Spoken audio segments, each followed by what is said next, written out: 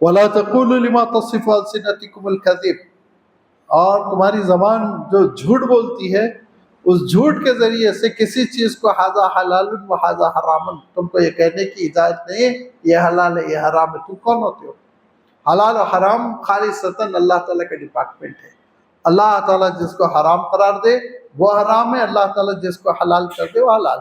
اس سلسلے میں تم ذرہ برابر بھی حد سے تجاوز نہ کرو، اپنی زبان کو جھوٹ بولتے ہوئے یہ نہ کہو یہ حرام ہے یہ حلال ہے۔ اسی لیے بس اوقات بے احتیاطی کر کے لوگ کہنے لگتے ہیں کسی بھی چیز سے بعض لوگوں کو الرجی ہوتی ہے، وہ استعمال نہیں کرنا چاہتے، نہ کریں، کوئی مسئلہ نہیں، لیکن اس کے سلسلے میں فتوے داغنے لگتے ہیں، اس کے سلسلے میں تبصرے کرنے لگتے ہیں، اور آج کل مصیبت ہے۔ ہر آدمی مقرر بنا ہوا سوشل میڈیا پہ ڈال دیتا ہے یہ جائز نہیں ہے، اس کو استعمال نہ کیا جائے۔ تو اس لیے کہہ رہا ہوں میں، ایک زبردست قسم کا اسی طرح کا جو ہے وہ کلپ آیا تھا، اس کے سلسلے میں برائلر مرغ حرام ہے، تو تم کون ہوتے ہو حرام کہنے والے؟ تو کس نے اجازت دی تم کو؟ کس کھیت کے مولی ہو تم؟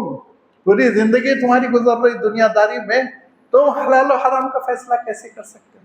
اگر تم کو شبہ ہے تو مدرسوں کے دارالافتاء میں تم بھیجو، مفتی حضرات غور کریں گے، وہ بھی تنہا نہیں، ایک مفتی نہیں، دارالافتاء اکیڈمی ہو، پورے حضرات بیٹھیں غور کریں کہاں سے حرمت آ رہی ہے، حرمت کہاں سے آ رہی ہے۔ ہم چیزیں ذرا سمجھنے کی کوشش کیجئے۔ میں وکیل نہیں، نمائندگی نہیں کر رہا ہوں، لیکن بعض لوگوں نے کہنا شروع کر دیا شادی کے دن کا کھانا حرام ہے، نہیں کھانا چاہیے۔ اللہ کے رسول کا ارشاد ہے کہ کم سے کم خرچ میں جو نکاح ہوتا ہے اس میں بڑی برکت ہوتی ہے، کھانا کیسے حرام ہو؟ تم کون ہوتے حرام کہنے والے؟ کہاں سے لائے؟ خنزیر ہے اس میں، پیشاب ڈالا گیا، حرام کیسے ہو جائے گا؟ اسراف ہے، احتیاط کرو، سنت کے خلاف ہے، نہ استعمال کرو، شرکت مت کرو، حرام بولنے کی جاتی۔ میں وکیل نہیں ہوں، اس کا دعوت نہیں دے رہا ہوں، میں خود دنیا جانتی ہے اپنی بیٹی کی شادی میں 4-5 لوگوں کو بلایا تھا، قصہ ختم کر دیا، دوسرے دن ہوا ولیمہ۔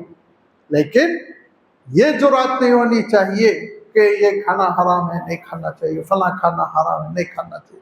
حرام حرام کا اگر کہنا ہوگا تو آپ دیوبند سے، ندوے سے، اور بھی جو مبارک پور میں بریلیوں کے بدل سے، ان سب سے آپ منگائیے فتویٰ، اگر وہ کہتے ہیں سب مل کے حرام، تب حرام ہے۔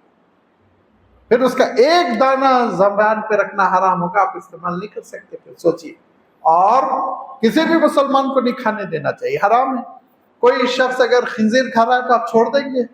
گردن پکڑ کے کھینچیں گے، جھگڑا کریں گے کہ نہیں کریں گے؟ پھر میں سب کریے آپ بیٹھے فتویٰ دیتے رہتے ہیں، پوری زندگی ایڈوکیٹ تھے، پریکٹس ختم ہو گئی، اب پریکٹس نہیں چل رہی تو گئی شریعت میں گھس گئے، حلال و حرام کرنے لگے۔ آپ اپنا میدان دیکھیے، آپ اپنی زندگی دیکھیے، روکیے لوگوں کو، سنت کے مطابق نکاح کرنے کی تلقین کیجیے، سادگی کے ساتھ نکاح کرنے کی تلقین کیجیے۔